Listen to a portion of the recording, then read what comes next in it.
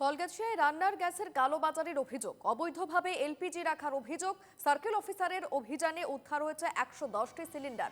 করা ব্যবস্থা অভিযুক্ত শাহাবুদ্দিন এবং সফিকুলের বিরুদ্ধে। শাহাবুদ্দিনের বাড়িতে পাওয়া গিয়েছে 82টি সিলিন্ডার, 28টি সিলিন্ডার উদ্ধার হয় সফিকুলের দোকান থেকে।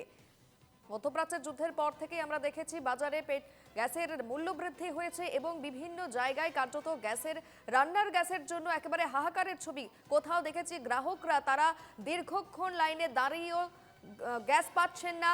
কালোবাজারের অভিযোগ আগেই উঠেছিল এবং একেবারে যে দাম এই মুহূর্তে বৃদ্ধি হয়েছে তার থেকেও চড়া দামে কালোবাজারে গ্যাস বিক্রি করা হচ্ছিল বলেও অভিযোগ উঠে এসেছে।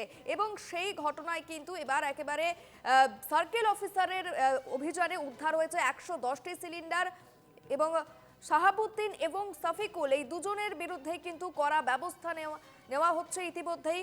তাদের বিরুদ্ধে কালোবাজারের অভিযোগ, কারণ শাহাবুদ্দিন তার বাড়িতেই পাওয়া গিয়েছে 82টি সিলিন্ডার, 28টি সিলিন্ডার উদ্ধার হয়েছে সফিকুলের দোকান থেকে।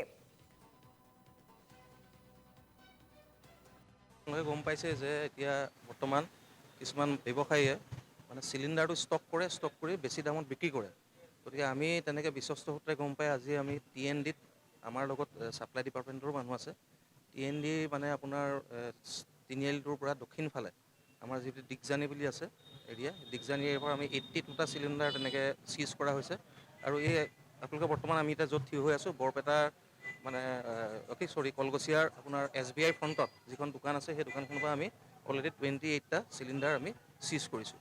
আৰু ইয়াৰে ধৰক কিছুমান ভৰ্তি আছে, কিছুমান আনফিল্ড আছে, কিছুমান ফিল্ড আছে। এইটো আপোনালোকৰ ছাপ্লাই ডিপাৰ্টমেণ্টৰ ফালৰ পৰা ক'ব এইটো কিমান। TNDৰ পৰা 82 ধৰা হৈছে আৰু ইয়াৰ পৰা 28 ধৰা হৈছে। মানে বেছি দামত বিক্ৰী কৰা এইটো মানে কমপ্লেইন পোৱা গৈছিলে আৰু সেই ভিত্তিতে আমাৰ আজি আমি ছাপ্লাই ডিপাৰ্টমেণ্টৰ মানুহ, পুলিচ বিভাগ আমি সকলোৱে ৰেড মাৰিলত আমি এইখিনিও উদ্ধাৰ কৰিবলৈ সক্ষম হৈছোঁ। আৰু এইটো আমাৰ কলগছিয়া অঞ্চলত এইটো চলি থাকিব যে আমি ইয়াৰ ওপৰত আমি প্ৰশাসনে কাৰা দৃষ্টি ৰাখিব। গতিকে এনেকুৱা যদি হয় তেতিয়াহ'লে আপোনালোকেও যদি গম পায় আমাক খবৰ দিব, আমি অনতিপলমে তাত ৰেড